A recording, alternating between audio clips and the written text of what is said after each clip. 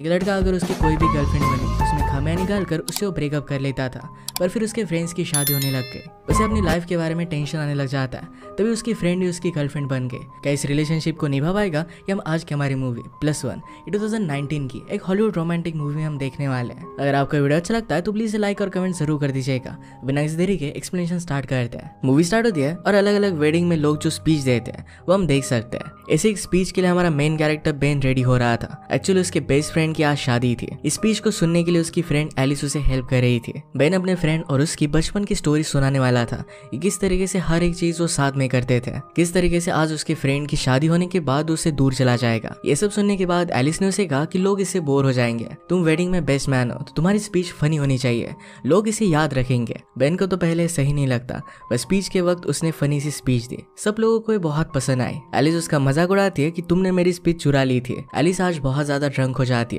क्योंकि अभी अभी उसके बॉयफ्रेंड नेट ने उसके साथ ब्रेकअप किया था। ब्राइड को उसके ब्रेकअप के बारे में पता था और वो भी इसके बारे में उसे बात कर रही थी। नेट इस मैरिज में उसके कॉलेज की फ्रेंड से मिलने के लिए एक्साइटेड था। जब वो कॉलेज में थे तो उनकी बात कुछ आगे बढ़ने वाली थी, तब कुछ भी हुआ नहीं था। वो आज जब उसे मिलता है तो दोनों बहुत ही अच्छे से बातें करते हैं। एलिस बहुत ड्रंक थी तो उनके बीच में आकर उन्हें डिस्टर्ब करने की कोशिश करती है, पर बेन उस पर ध्यान नहीं देता। एक स्लो म्यूजिक चला तो बेन और जे से दोनों डांस करने लगते हैं। इसके बाद वो दोनों बाहर आए। जेस वहां से जा रही थी तो बेन उसे बाहर तक छोड़ने के लिए आता है। उन दोनों को एक दूसरे के साथ टाइम स्पेंड कर बहुत अच्छा लगा था। बेन बात करने लग गया किस तरीके से सिंगल लोगों को शादी में अलग टेबल दिया जाता है। जेस ने कहा कि तुम तो बहुत हैंडसम हो, जल्दी तुम्हें कोई ना कोई तो मिल ही जाएगी। बेन को ये जेस की तरफ से सिग्नल लगा और उसे किस करने के लिए आगे बढ़ा। जेस उसे झटक देती है, कहती कि अभी अभी मैं एंगेज हो चुकी हूँ। बेन ने उसकी रिंग देखी नहीं थी। ये बहुत ही ज्यादा ऑकवर्ड हो जाता है तो बेन वहां से चला गया। वो अपने होटल रूम में वापस आ गया।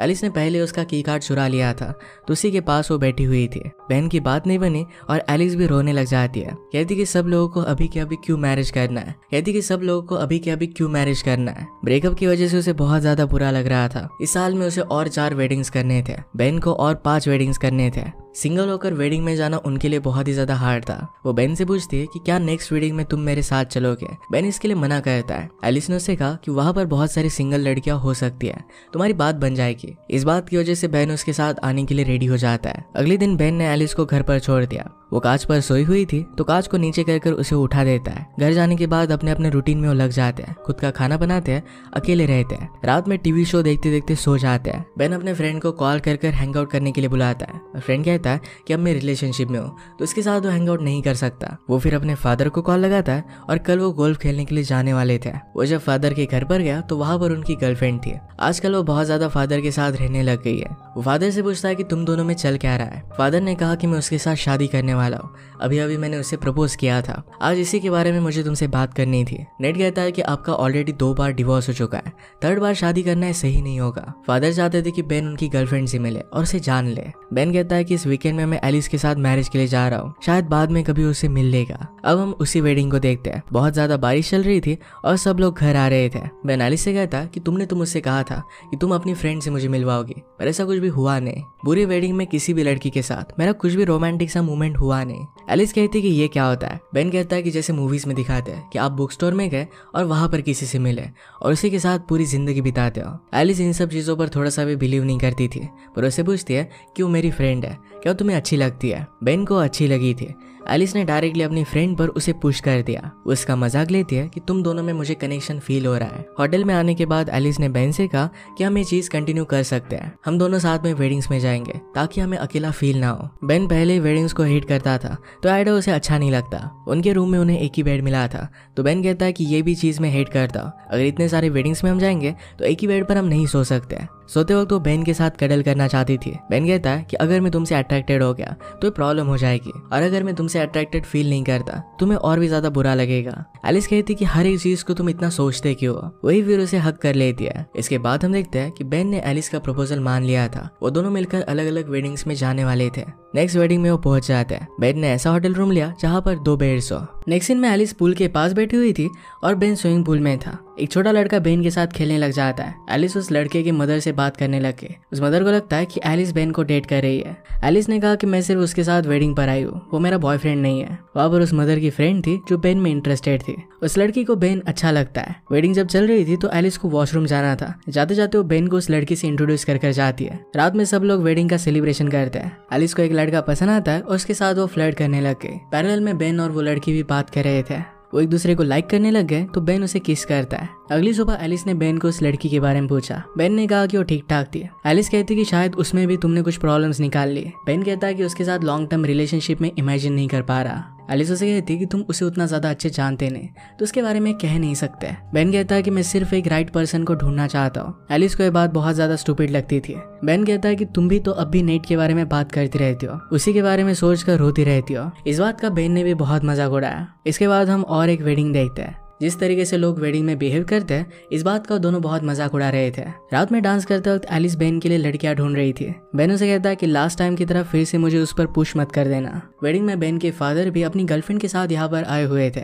एलिस से पूछते कि तुम दोनों मिले कैसे थे। एलिस कहती कि हम दोनों कॉलेज में रूममेट थे। बेन को मेरी फ्रेंड पसंद आई थी, इसी वजह से वो मेरा फ्रेंड बना था। फादर को एलिस बहुत पसंद आती है और अपने वेडिंग के लिए उसे वो इन्वाइट करते हैं। फादर ने बेन से बात की, अपनी शादी में उसे बेस्ट मैन बनने के लिए कहा। बेन इसके लिए पहले तो मना करता है, पर बाद में पर वो सोचने वाला था। एलिस की एक फ्रेंड आकर उसे मिलती है। उसे पता नहीं था कि नेट का और एलिस का ब्रेकअप हो चुका है। उसे कहती कि तुम दोनों की जोड़ी बहुत ही अच्छी लगती है। इस बात की वजह से एलिस को बहुत बुरा लगता है। रात में सब लोग स्विमिंग करने के लिए पूल में चले गए। वहाँ पर वो बहुत ज्यादा ड्रंक हो जाते हैं। एलिस कहती कि तुम्हारे फादर ने तुम्हें बेस्ट मैन बनने के लिए कहा, इसके बारे में तुमने मुझे बताया क्यों नहीं। बेन कहता है कि ये सब मुझे बहुत ही ज्यादा वियर्ड लगता है, इसके बारे में बात करना बहुत ही अनकंफर्टेबल है। फादर ने मदर के साथ डिवोर्स कर हमारी फैमिली को बर्बाद कर दिया। अब वो फिर से शादी कर सब कुछ ठीक करना चाहते हैं। ये सब बातें उसे अच्छी नहीं लगती।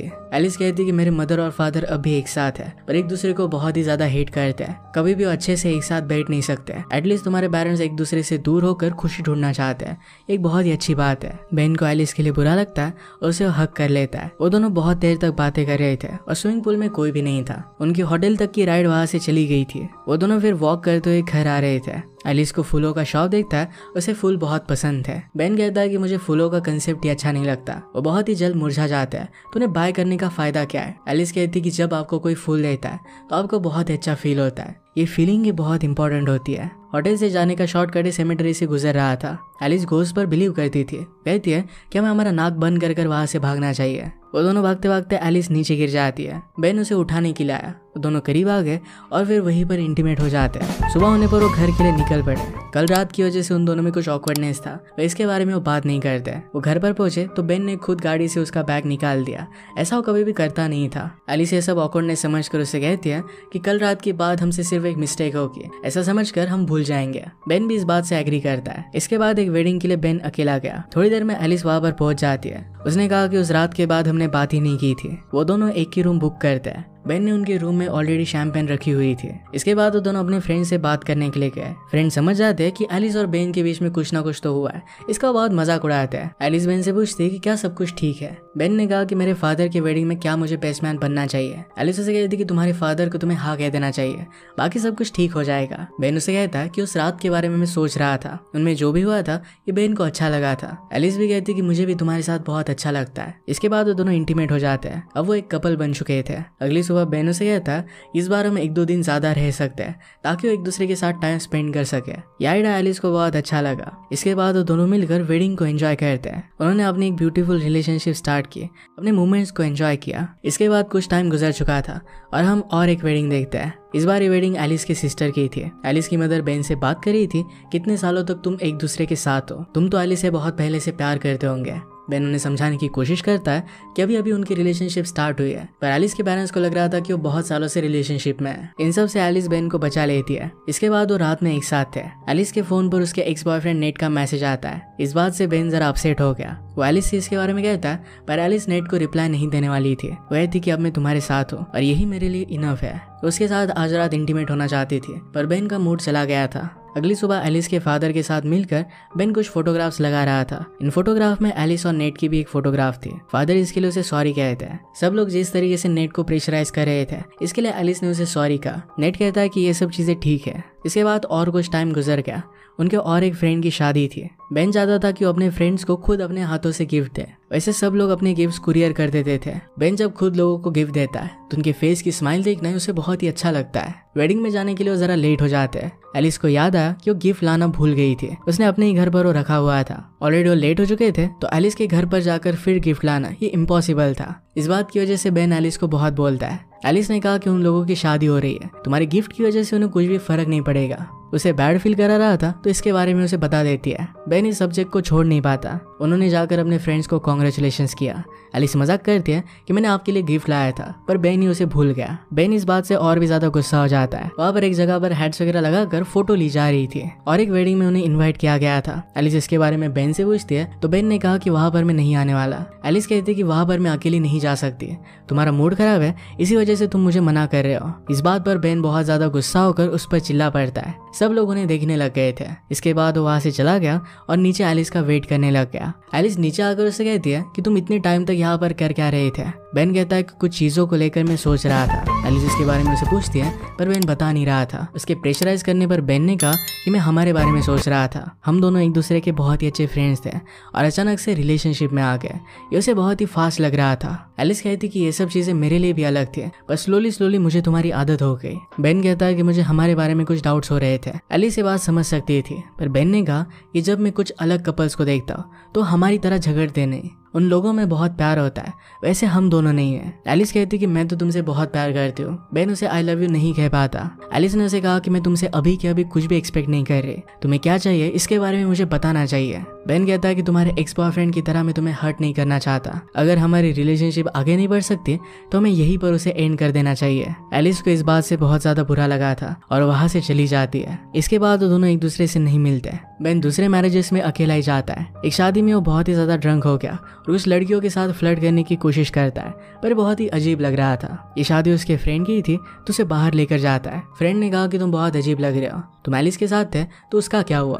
बेन ने कहा कि जिस तरीके से तुम अपनी वाइफ से प्यार करते हो मैं उस तरीके से उसे प्यार नहीं कर सकता था, इसी वजह से हमने ब्रेकअप कर लिया। उसका फ्रेंड उसे कहता है कि तुम ये सब समझ कैसे सकते हो कि मेरे और मेरी वाइफ की रिलेशनशिप एकदम परफेक्ट है। क्या तुम हमेशा हमारे घर में कैमरेज लगा कर रखते हो? हर एक रिलेशनशिप में बहुत सारे प्रॉब्लम्स होते हैं, एक परफेक्ट प्यार कभी भी तुम्हें मिलता नहीं। बेन कहता है कि फिर शादी वगैरह करने का पॉइंट ही क्या रहता है। उसके फ्रेंड ने उसे कहा किसी से आई लव यू कहना है बहुत ही अच्छा लगता है, जब वो पर्सन फिर से तुम्हें आई लव यू कहता है तो फीलिंग बहुत ही अच्छी होती है। ये शादी वगैरह ये सब इवेंट्स बहुत ही अच्छे लगते हैं, इसके बिना जिंदगी वर्थ इट नहीं है। तुम हमेशा अलग अलग ऑप्शन चूज करते रहते हो। आइसक्रीम शॉप में जाकर तुम्हें हर एक फ्लेवर को चूज करना है जो सही नहीं होता, वैसे पर्सन को कोई भी लाइक नहीं करता। इस बात पर बेन ने बहुत सोचा। वो रियलाइज करता है कि एलिस के साथ उसकी रिलेशनशिप बहुत अच्छी थी। नेक्स्ट वेडिंग में उसके लिए फ्लावर्स बाय करता है। जब एलिस वहां पर आई तो अपने एक्स बॉयफ्रेंड के साथ वहां पर आई थी। एलिस ने पूछा है कि फ्लावर्स किसके लिए है। बेन ऑकवर्ड हो जाता है और किसी और को फ्लावर्स दे देता है। बाद में अकेले में उसने एलिस से बात की। उसे कहता है कि वो फ्लावर्स तुम्हारे लिए थे।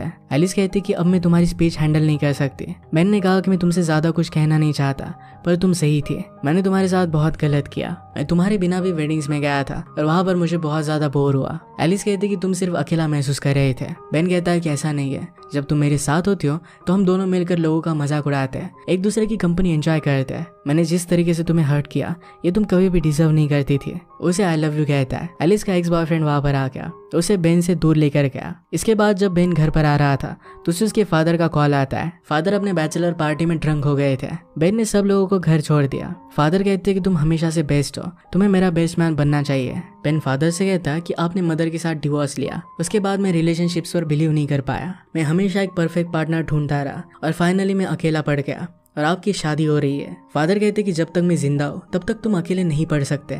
बेन को ये बात बहुत अच्छी लगी और अपने फादर की वेडिंग में बेस्ट मैन बनना मान जाता है। उसने वेडिंग में स्पीच दी कि जब आप परफेक्ट को ढूंढने के लिए निकलते हो तो आपके हाथ में कुछ भी नहीं लगता। अगर आप किसी को पसंद करते हो और उनके साथ टाइम स्पेंड करना आपको अच्छा लगता है तो उन्हें अपने पास ही रखना चाहिए। ये जब वो स्पीच रेडी कर रहा था तो उसके पास एलिस भी थी। इसके बाद हम फ्लैशबैक में देखते हैं कि उस रात जब वो घर पर आया तो एलिस उसका वेट कर रही थी। वो भी बेन से दूर नहीं रह सकती थी। वो दोनों एक दूसरे को किस करते हैं, उसने भी उसे माफ कर दिया था। अब फाइनली वो साथ में एक दूसरे के साथ वेडिंग एंजॉय करते हैं। इसी के साथ ही मूवी एंड हो जाती है। अगर आपको इस मूवी का मैसेज और एक्सप्लेनेशन अच्छा लगा तो प्लीज लाइक और कमेंट जरूर कर दीजिएगा। बहुत सारे मूवीज लेकर आते रहता तो प्लीज चैनल को सब्सक्राइब कर दीजिए और बेल नोटिफिकेशन आइकन दबाना मत भूलिएगा। फिर से मिलेंगे और एक नए के साथ, तब तक के लिए थैंक यू और आप अपने आप का ख्याल रखें।